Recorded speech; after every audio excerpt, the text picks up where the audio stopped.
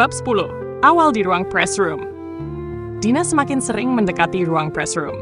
Awalnya ia hanya lewat sambil membawa nampan berisi kopi untuk staf. Namun, kini ia sengaja memperlambat langkahnya, mencari celah untuk mendengar diskusi para wartawan. Ruangan itu menjadi magnet yang menarik perhatiannya.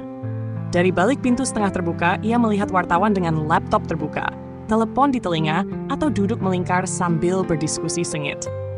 Di sana, tidak ada basa-basi. Setiap orang terlihat serius, hampir seperti berada di medan perang, tetapi perang mereka adalah kata-kata. Suatu siang, Dina memberanikan diri untuk melangkah lebih dekat. Ia berdiri di dekat meja kecil di sudut ruangan, membawa nampan dengan kopi dan teh untuk melayani pesanan. Di dalam, suara seorang wartawan, Nanda, menggema.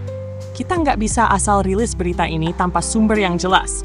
Siapa mau tanggung jawab kalau ternyata bohong? Seorang pria bernama Reno menjawab, nada suaranya ketus. Nanda, lu terlalu hati-hati. Kalau kita nggak rilis duluan, kantor lain bakal ambil alih, dan kita kalah cepat. Tapi kalau salah, kita bukan cuma kalah cepat, kita bisa dituntut. Balas Nanda, tatapannya tajam. Dina memandangi mereka dari sudut ruangan, merasa seperti sedang menonton sebuah drama.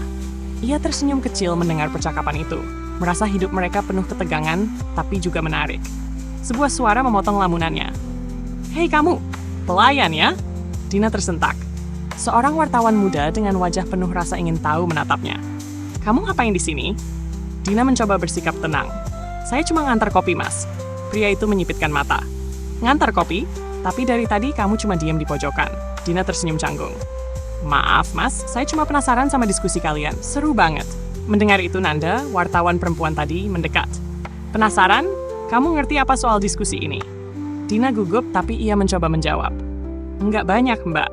Tapi dari yang saya dengar, kalian ngomongin gimana caranya cari bukti buat berita, kan?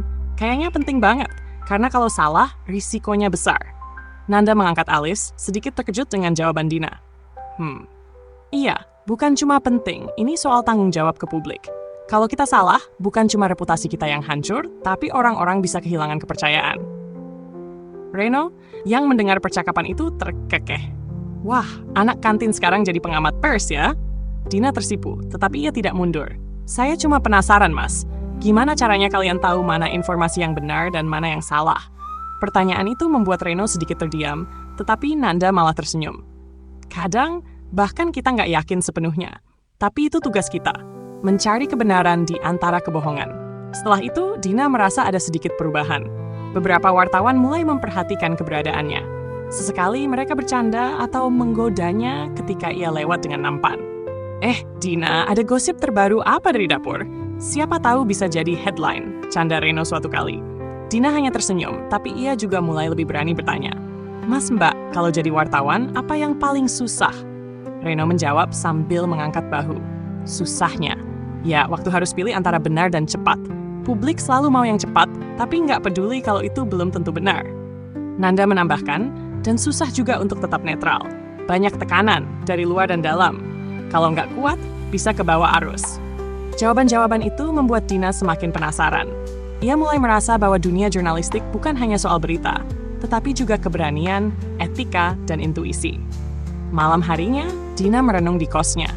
Ia merasa seperti seorang anak kecil yang berdiri di depan toko permen, hanya bisa melihat tapi tak bisa menyentuh. Aku pengen tahu lebih banyak, gumamnya. Tapi gimana caranya? Aku cuma pelayan. Namun di balik kegelisahannya, ia merasa ada api kecil yang menyala dalam dirinya. Aku akan cari cara, bisiknya pelan.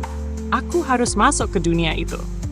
Hari-hari berikutnya, Dina semakin sering berada di dekat ruang press room.